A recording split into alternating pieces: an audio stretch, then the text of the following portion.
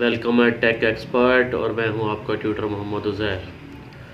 आज हम बात करेंगे डेट एंड टाइम के कुछ फंक्शंस के ऊपर, डेट और टाइम के फॉर्मेट के ऊपर, क्योंकि ये एक बड़ा इम्पोर्टेंट जो है फीचर है। और अक्सर आपने देखा होगा कि पाकिस्तान के अंदर जो हमारा डेट एंड टाइम का फॉर्मेट है वो अगर आप देखें तो वो मोस्टली है DD, MM और YY। ठीक है, DD जो है वो यहाँ पर स्टैंड्स करता है फॉर डे। MM जो है ये रिप्रेजेंट करता है 2 डिजिट्स ऑफ मंथ। इसी तरह YY जो है, या जिसको हम टेट्रा वाई भी कह सकते हैं, ये रिप्रेजेंट करता है ईयर को। डेट के इसके अलावा मुख्तलिफ फार्मेट या कस्टम फार्मेट हैं जो आप अपनी मर्ज़ी से भी दे सकते हैं। मिसाल के तौर पे अगर आप DDD करेंगे तो ये जो है फर्स्ट 3 करैक्टर्स ऑफ डे, यानी कि आज संडे है तो SUN ये उसको रिप्रेजेंट करेगा। इसी तरीके से अगर आप MM कर देंगे तो ये फर्स्ट 3 करैक्टर्स ऑफ मंथ जो है ये उसको रिप्रेजेंट करेगा डेट के अंदर। इसी तरीके से अगर आप YY कर देंगे तो ये 2 डिजिट्स ऑफ ईयर देगा। ठीक है, एक बात का ख्याल जो आपने रखना है एक्सेल में जब भी डेट की एंट्री करते हुए कि आपके सिस्टम में जो डेट की फॉर्मेट है, अगर आप कंट्रोल पैनल में जाएं और वहां पे रीजनल सेटिंग्स में जाएं तो वहां पे आपके डेट की जो सेटिंग है वो भी इसी पैटर्न में हो जो मैंने यहाँ पे ये हाईलाइट किया हुआ है। ठीक है जी, DD, MM और tetra Y within Pakistan या विद इन एशिया यही पैटर्न चलता है। अमेरिकन पैटर्न या यूरोपियन पैटर्न जो है वो हमसे डिफरेंट है। आपने अक्सर देखा होगा कि वो YY-MM-DD वो लोग जो हैं वो ईयर पहले लेते हैं, मंथ बाद में लेते हैं और एंड पे जो है वो डेट लेते हैं। रीजनल सेटिंग्स अगर आपने चेक करनी हो तो आप अपने विंडोज़ के बटन को प्रेस करें, कंट्रोल पैनल में जाएं। कंट्रोल पैनल में जाएंगे तो यहाँ पे आपको रीजन्स का ऑप्शन मिलेगा। रीजन्स के ऑप्शन पे आप जब क्लिक करेंगे तो ये देखें, ये आपके पास जो है शॉर्ट डेट फार्मेट आ रहा है, लॉन्ग डेट फार्मेट आ रहा है, इसी तरह टाइम का फार्मेट आ रहा है। अब होता क्या है कि एक्सेल के अंदर ये चेंज हुआ होता है डेट का फार्मेट अमेरिकन फार्मेट के ऊपर ऐसे M/D/YY। और जब आप एक्सेल में आके एंट्री करते हैं कि जी 14-1-2020 या 9-10-2020 तो आपने बेसिकली लिखा 9 अक्टूबर 2020, लेकिन उसने क्या किया, 9 को मंथ ले लिया और जो 10 आपने लिखा था उसने ले लिया उसको एज ए डेट। आपने लिखा 9 अक्टूबर 2020, उसने उसको कन्वर्ट कर दिया 10 सितंबर 2020। तो इस चीज़ से बचने के लिए ज़रूरी है कि आप यहाँ पे अपना फॉर्मेट जो है वो पहले डेट, बाद में मंथ और बाद में ईयर दें। इसके अलावा फर्स्ट डे ऑफ वीक है, फर्स्ट डे ऑफ वीक में आप मंडे को जो है वो सिलेक्ट करें, या अगर आपके जो है वो बिज़नेस डे शुरू हो रहा है सैटरडे से, किसी भी वीक डे से, तो आप उसको यहाँ से सिलेक्ट कर लें। ये एक इम्पॉर्टेंट सेटिंग है डेट से रिलेटेड जो आपको चेक कर लेनी चाहिए।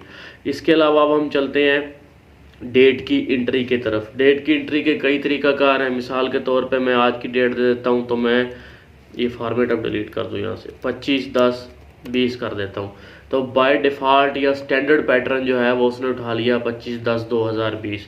मैं चाहता हूँ कि नहीं जी, मुझे डेट ऐसे नज़र ना आए, मुझे डेट नज़र आए 25 अक्टूबर 2020, मंथ की जो है वो क्लैरिटी हो। तो मैं क्या करूँगा, मैं अपने कीबोर्ड से Ctrl+1 प्रेस करूँगा, या मैं यहाँ से राइट क्लिक में जाके फॉर्मेट सेल्स में जाऊँगा। Ctrl+1 प्रेस किया, यहाँ पे देखें फॉर्मेट सेल्स में नंबर, कैटेगरी, और कैटेगरी के अंदर है डेट। अब डेट के उसने मुख्तलिफ जो है ना स्टैंडर्ड पैटर्न खुद से दिए हुए हैं। अभी जो लगा हुआ है वो ये लगा हुआ है 14-3-2012, यानी कि DD/MM/YY। मैं इसको अगर ये कर देता हूँ तो देखें उसने फ़ौरन चेंज कर दिया संडे अक्टूबर 25, 2020। अच्छा, मेरा जो रिक्वायर्ड पैटर्न है वो ये है 25 अक्टूबर 2020। ठीक हो गया जी। मैंने इसको जैसे ही क्लिक करके ओके किया तो इसने मुझे चेंज कर दिया। अभी देखें चेंज किया है। मैं दोबारा Ctrl+1 में जाता हूँ, तो अब मैं यहाँ जाता हूँ कस्टम में। तो कस्टम में उसने एक अपनी जो है उसकी सेटिंग की हुई है कि बड़ी ब्रैकेट्स के अंदर $, EN, English, US, United states, D-MM-YY और @ अच्छा, मैं अब अपना फॉर्मेट देना चाह रहा हूँ। मैं चाह रहा हूँ कि ये जो 25 अक्टूबर की डेट है, इससे पहले मुझे दिन के पहले 3 करैक्टर जो हैं वो भी नज़र आएँ। मैं इसको सिलेक्ट करके डिलीट कर दूंगा। तो डिलीट जैसे ही करूंगा तो उसने उसको नंबर में शो करवा दिया, उसको पता ही नहीं है कि ये एंट्री क्या है, उसके लिए ये एक फॉर्मेट है। मैं अब इसको कर देता हूँ DDD और मैंने कॉमा लगा दिया।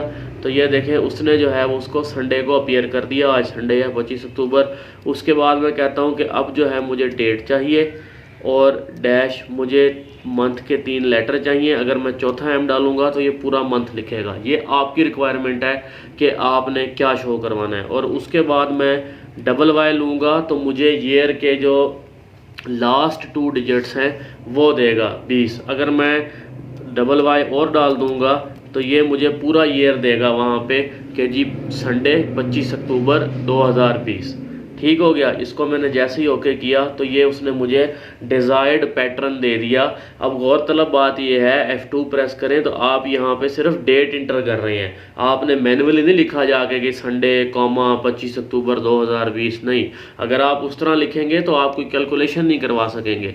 आपने जस्ट जो है F2 दे के आपने जस्ट डेट इंटर की और कंट्रोल 1 में जाके आप कस्टम में गए और अपनी मर्ज़ी का फॉर्मेट दे दिया।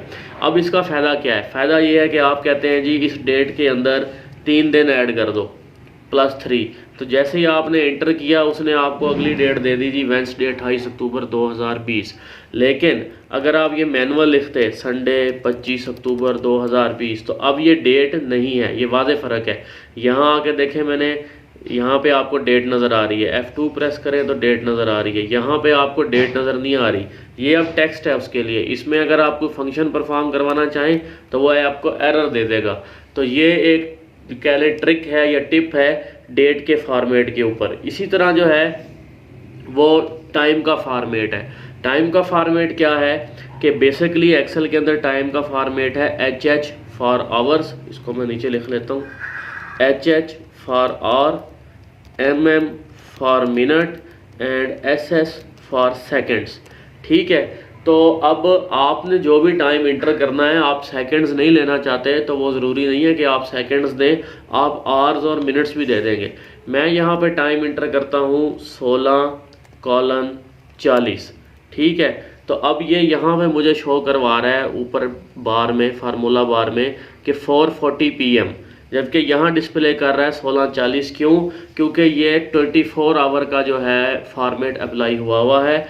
24 आवर फॉर्मेट में वो आपको 12 PM के बाद जो है वो इंटीजर को रीसेट नहीं करेगा, वो 13, 14, 15 इंक्रीमेंटल नंबर में चलता जाएगा। अब मैं इसको रीसेट करना चाह रहा हूँ तो मैं कंट्रोल 1 प्रेस करूँगा। मेरे पास यहाँ टाइम के फॉर्मेट्स भी हैं। ठीक है कि जी आप 4:40 PM शो करवाना चाहते हैं, ये देखें इसमें 7 सेकंड्स भी हैं, या आप 1:30 PM शो करवाना चाहते हैं। आप अपनी मर्ज़ी का कौन सा फॉर्मेट चाहते हैं। मैं कहता हूं जी मैं यही 1:30 PM वाला फॉर्मेट चाहता हूं और मैंने इसको ओके कर दिया। तो अब ये देखें कि आपका टाइम जो है वो चेंज हो गया, 4:40 PM हो गया। लेकिन इसका मतलब ये नहीं है कि आपको मैनुअल लिखना पड़ेगा कि जी 4:35 PM या AM।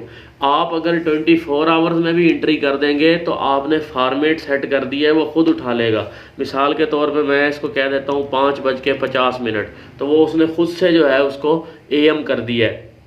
मोस्टली मैंने यूज़र्स को देखा है वो गलती ये करते हैं कि वो AM और PM का डाटा देने के लिए वो खुद साथ लिख देते हैं जी 5:50 सुबह के और जी 5:35 शाम के। तो वो जो है वो प्रैक्टिस ठीक नहीं है, वो प्रैक्टिस गलत है। आपको चाहिए कि आप इसके फॉर्मेट में जाके इसकी फॉर्मेटिंग करें। अच्छा, फिर बाज़ दफ़ा ये होता है कि आप टाइम की एंट्री कर रहे हैं और आपने टाइम को प्लस करवाना है, सम लेना है, और वो 24 आवर से बढ़ जाता है तो वो आपको रिज़ल्ट नहीं देता। मिसाल के तौर पे मैं यहाँ पे इस नए कॉलम में एंट्री करता हूँ कि जी 12 घंटे 35 मिनट की जॉब थी एक बंदे की 14 घंटे 40 मिनट की जॉब थी, एक बंदे की 6 घंटे 55 मिनट की जॉब थी और एक बंदे की 9 घंटे की जॉब थी।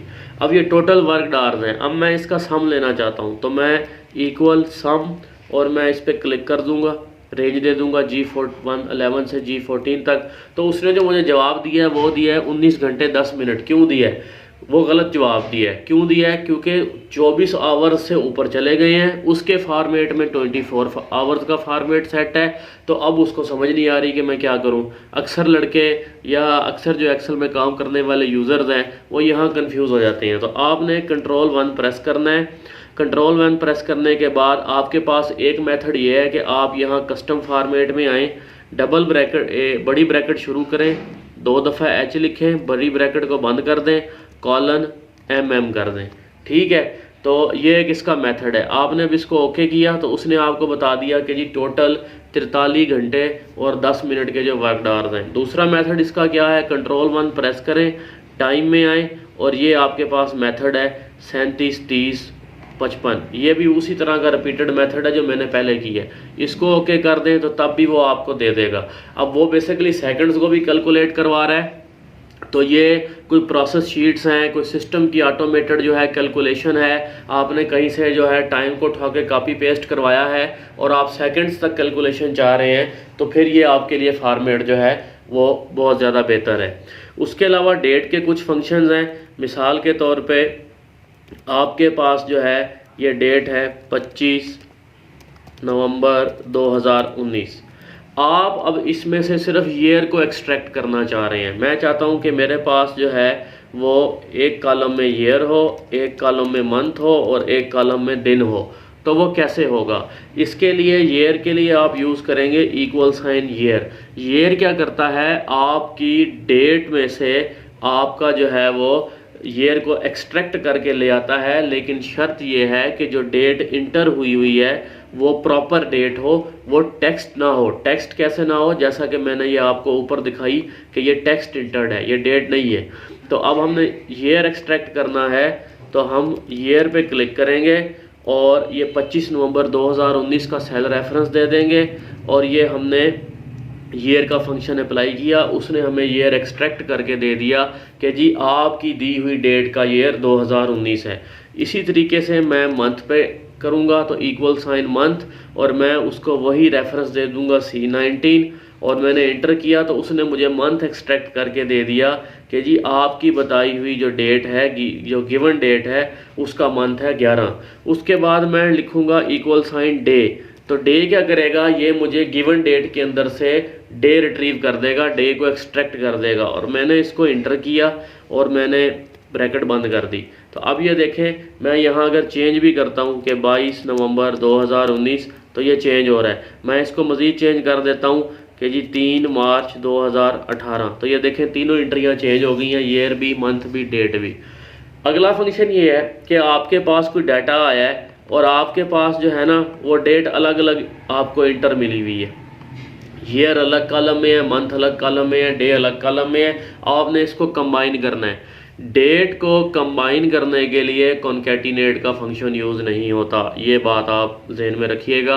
कॉन्कैटिनेट का फंक्शन सिर्फ और सिर्फ टेक्स्ट बेस्ड स्ट्रिंग्स को कॉन्कैट करने के लिए होता है, या आप उसमें नंबर्स को ऐड करवा सकते हैं कि आपको नंबर्स भी एज ए टेक्स्ट चाहिए। डेट के ऊपर कॉन्कैटिनेट अप्लाई मत करें। तो अब हमने इसको ज्वाइन करना है तो हम यहाँ लिखेंगे =, डेट। =, डेट हम जैसे लिखेंगे तो वो हमें कह रहा है कि जी मुझे ईयर भी चाहिए, मंथ भी चाहिए, डे भी चाहिए, तभी जो है मैं एक डेट बना सकूँगा।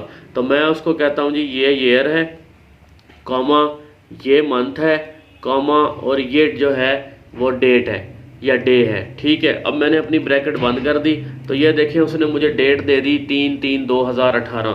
अब इसका फॉर्मेट जो है वो मैं जाके यहाँ से सेट कर दूंगा अपनी मर्ज़ी के मुताबिक। ठीक है जी, तो अब ये 3/3/18 जो है उसने मुझे वापस से रिट्रीव कर दी हुई है। मिसाल के तौर पे कि ये मैं यहाँ पे मैनुअल लिख देता हूँ कि जी 2015, मंथ था 11वां और डेट थी जी 22। तो मैं इसी फार्मूले को यहाँ से कॉपी करूँगा या Ctrl+C प्रेस कर लूँगा और यहाँ आके पेस्ट करूँगा। तो देखें वो नंबर एंट्री है लेकिन उसने फिर भी उसको 22 नवंबर 2015 डेट में कन्वर्ट कर दिया है।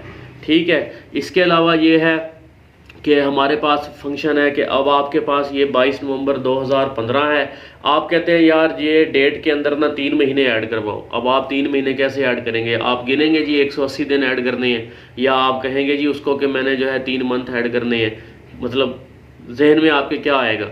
उसके लिए आपके पास फंक्शन है EO मंथ। EO मंथ क्या करता है कि आप इसको स्टार्ट डेट देते हैं और स्टार्ट डेट देने के बाद आप इसको नंबर ऑफ मंथ्स बताते हैं। तो मैं कहता हूँ जी 22 नवंबर 2015 और इसके अंदर जो है दिसंबर जनवरी फरवरी, let's say ji 3 month add कर दो और मैंने ब्रैकेट बंद कर दी, इंटर किया। अच्छा, अब नीचे मेरे पास डेट का फॉर्मेट नहीं है। ये बात याद रखिएगा कि एक्सेल के अंदर कहीं पर भी किसी भी सेल में अगर आपके पास डेट का फॉर्मेट नहीं है तो वो हमेशा आपको ऐसे नंबर जो है वो आपको देगा, आपको डेट कभी नहीं देगा। मैंने ये फॉर्मेट पेंटर उठाया और डेट दे दी, तो उसने मुझे कहा जी 22 नवंबर 2015 में अगर 3 महीने ऐड करो तो ये जो है 29 नवंबर 2016 बनता है। अच्छा, अब ये आपके पास आ गई स्टार्ट डेट और ये आ गई आपके पास एंड डेट, ये हमने फ़र्ज़ कर लिया। अब आप इसमें से डेज़ एक्सट्रैक्ट करना चाह रहे हैं कि ये एग्जैक्टली कितने दिन बनते हैं, तो आप यहाँ पे फंक्शन यूज़ करेंगे डेज़ का।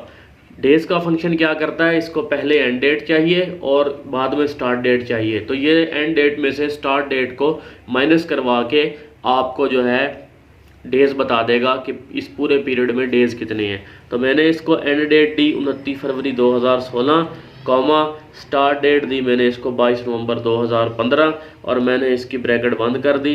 तो इसने मुझे कहा जी कि इस पूरे पीरियड के अंदर जो है 99 डेज़ जो हैं वो आ रहे हैं। अब आप अगर इस डेट को चेंज करते हैं, ये मैंने फार्मूला लिया हुआ है तो मैं यहाँ चेंज कर देता हूँ कि 2016 और 10 और 4, तो बेसिकली 4 अक्टूबर 2016। यहाँ मैंने ऑलरेडी 3 मंथ ऐड करवाए हुए हैं EO मंथ से, तो वो मुझे कह रहा है कि 4 अक्टूबर 2016 से 31 जनवरी 2017 तक 119 दिन बनते हैं। तो ये नाज़रीन कुछ जो है बेसिक्स थी डेट और टाइम के हवाले से कि जब भी आपने डेट इंटर करनी है तो किस चीज़ का ख्याल करना है, फॉर्मेट क्या होना चाहिए, और अगर आपने टाइम इंटर करना है तो टाइम का फॉर्मेट आपने कैसे सेट करना है, इसकी आप प्रैक्टिस करें। मेरा चैनल अगर आपने अभी तक सब्सक्राइब नहीं किया तो उसको सब्सक्राइब कर लें, बेल आइकॉन को भी प्रेस कर लें ताकि आपको नई वीडियोस के नोटिफिकेशन मिलते रहें। इंशाल्लाह अब आपसे मुलाकात होगी अगले लेक्चर में, तब तक के लिए अल्लाह हाफिज़।